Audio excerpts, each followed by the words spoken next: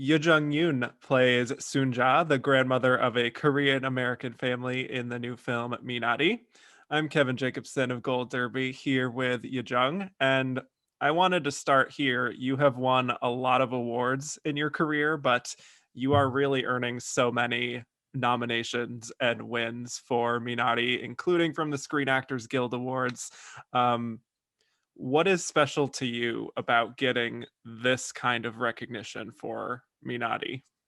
Oh, sorry to tell you because I'm usually working in Korean industry, not knowing this kind of award. I didn't even expect having an award from America. That was, the other part. I'm living in the other side of the land, the other side of the world. So, to me, first, what's happening to me, I don't know, but when we make this film, we didn't expect this warm welcoming. We were just made together, just like family. So it's just still, I feel numb. Sorry to say. And like Golden Derby, your what would you used to say, company, or what do you call that? Yeah, The, we're a company. yeah. We predict awards, nominations. Mm. Yes. Then I heard first when I heard Golden Derby, I thought maybe you were racing company for the horse or something. In a way, we like track awards derby, if you will. So it's like a metaphor. I'm learning little by little every day Yeah. after the interview. Yes. Well, I want to start at the beginning also with your director, Lee Isaac Chung. I heard he just offered you the role directly. What was it about the way he sold it to you that just made you want to do this project? What honestly, truthfully, he's not good. He's not talkative person at all. Actually, I got the script through his friend, and happened to be my dear friend. And she gave me the script. Of course, it was written in English, so of course I had a hard time to read it out. And middle of the reading, somehow it just touched me. It's so authentic to me. So I called her back. Is it based on his real life story? And she said, yes, it is. So I said, okay, I'll do it. That's the way we started. Then I met Isaac. Hmm. Well, it is such a personal story for him, and but I'm curious if you felt any kind of a personal connection with, memories of your own relatives, your grandmother, your mother, anyone you had a connection with in your family that just felt familiar to you in the script. Yes, of course, because we all have a grandmother. And to me, my grandmother passed away during the wartime, Korean wartime. So I don't have much good memory with her, I mean, specific memory with her. But my great grandmother was still living till when I was 10. And I was so rude and bad to her. That was just during the filming. I would thought about her a lot, and then, oh, what a ignorant. Am I saying ignorant?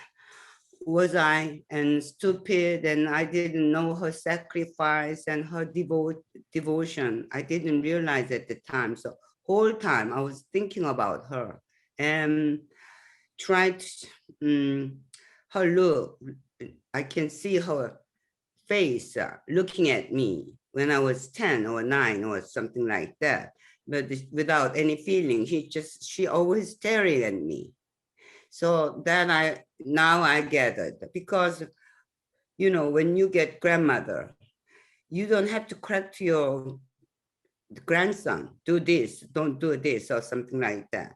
When you are parents, you're trying to correct them and trying to make them better or something. But when you become a grandmother, you can just enjoy them growing, and even they make a mistake though, well, it will pass, he will outgrow or something like that. So I thought about her a lot, and the way I looking at David was maybe that's the look I saw from my grandmother. Mm. Am I saying right? Do you understand what I'm Yeah, saying? absolutely. Yeah. And I I'm think, not sure about my English. no, it's great. But I think a lot of us also have thought about our own grandmothers just watching this movie, and it's so universal. But I want to speak to you on the set.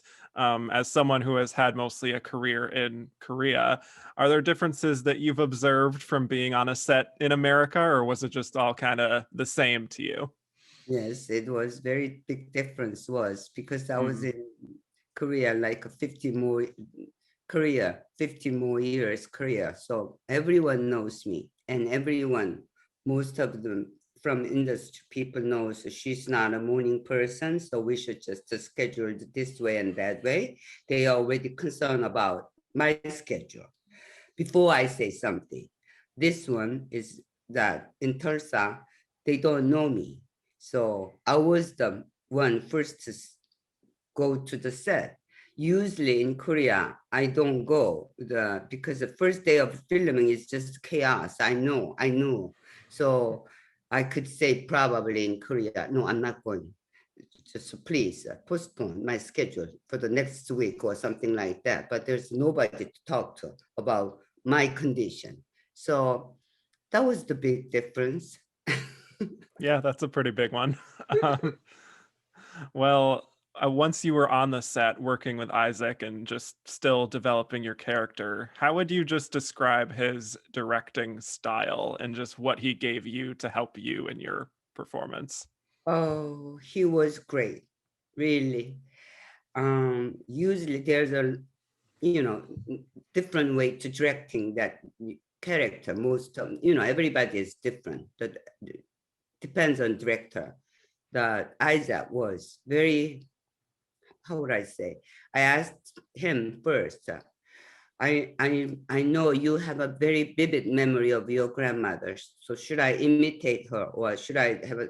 Does she have some special gesture or something? He said, no, no, no, no, no. You do it yourself. You just so I felt like he has a big confidence on me. So okay, I'll do that. So that's why we started, and then every moment I saw him, it was the middle of chaos all the time with the child actor and me and all the crews in that small trailer. But he was so calm and so grateful. I mean, gracious. Me, I'm very temperamental. And I'm upset. I'm telling people I am upset.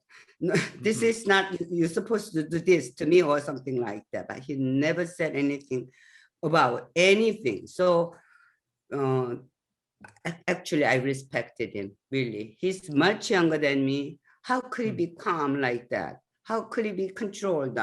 The child boy and this old lady. So that moment, I was thinking, okay, I will whatever they call, what time they call, I will just finish my mission.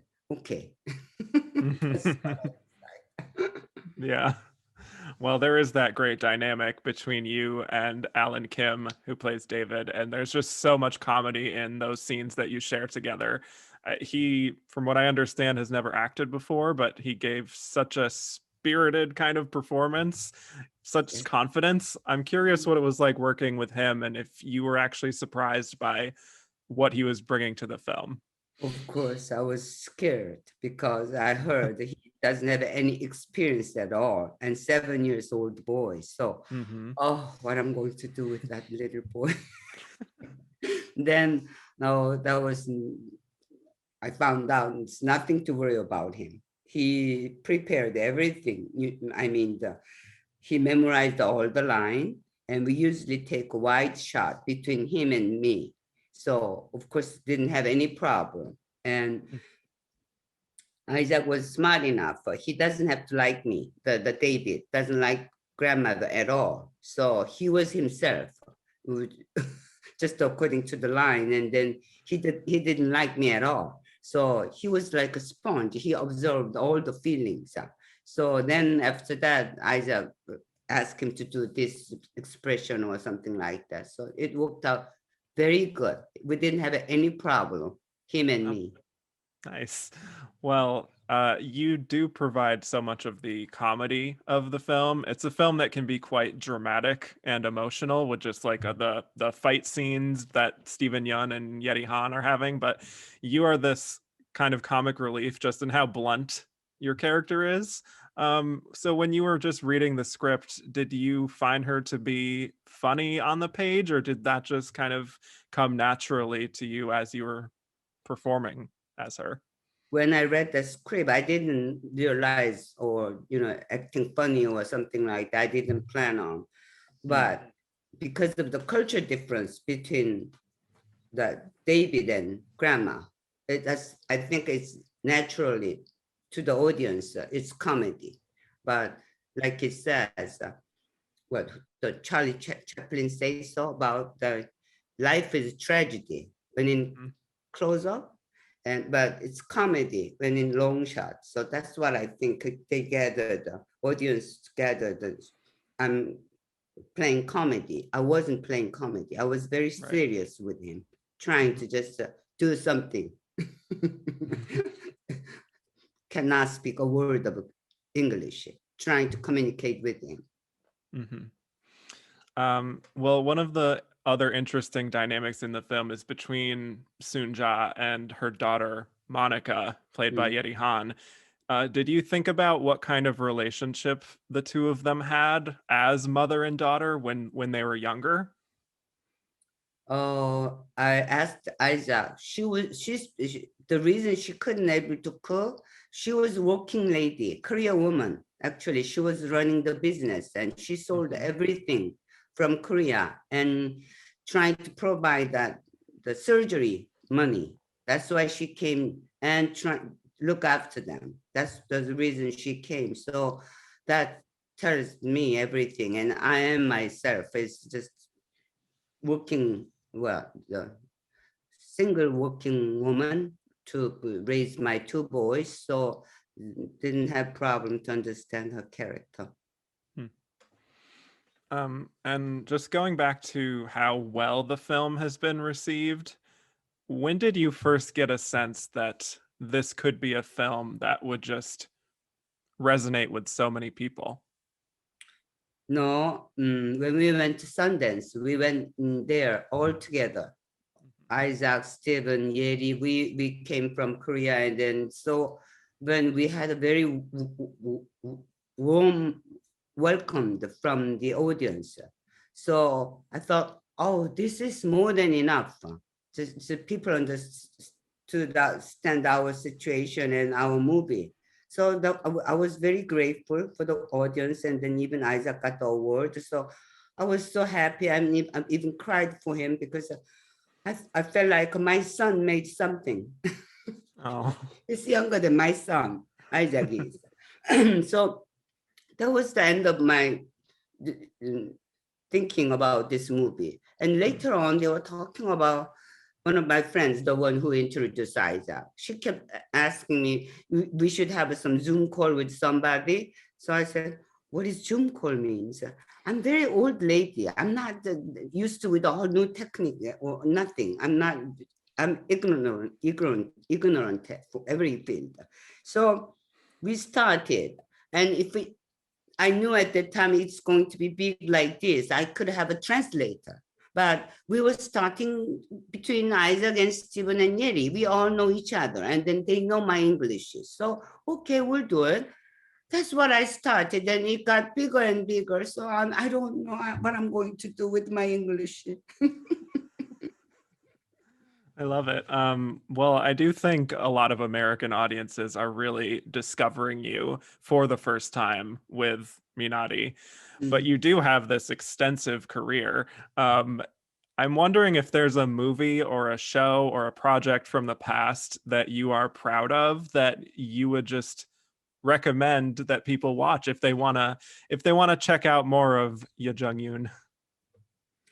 My first movie, my first movie, uh, director's name is Kim Gi-young. He passed away a long time ago.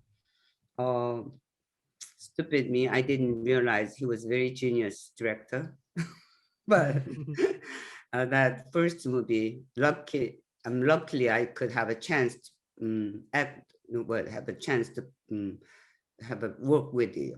Then later on, after 50 years, now I appreciate that movie. So I can recommend my first movie, Fire Woman. Was Woman it? of Fire. Huh? Woman of Fire. Woman of Fire. I was once the woman of fire. So back in 50 years ago, more than 50 years ago. Wow.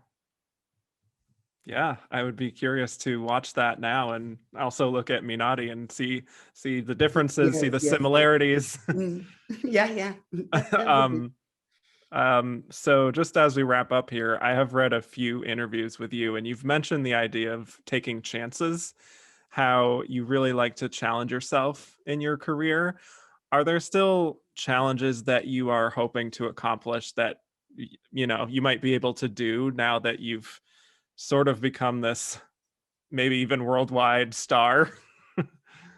No, not worldwide star, but during the interview, I realized I'm very daring or ignorant because the reason, like interview, having an interview, if I speak, if I know myself like limited English, I'm not going to do that or something like that. But me, stupid me, I always, okay, I'll do it. And that's my problem. So that's why people think I'm very brave, but it's not the braveness. I'm not thinking about what's going to happen. That's my problem, I think. You're just in the moment. You're very present. Yes. Yes. Well, that's a healthy attitude, I think.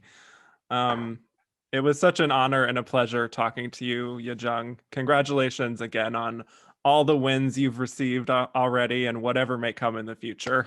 Best of luck to you. Thank you so much. Yes, and for those of you watching, hit like and subscribe for more interviews and head to goldderby.com to make your awards season predictions.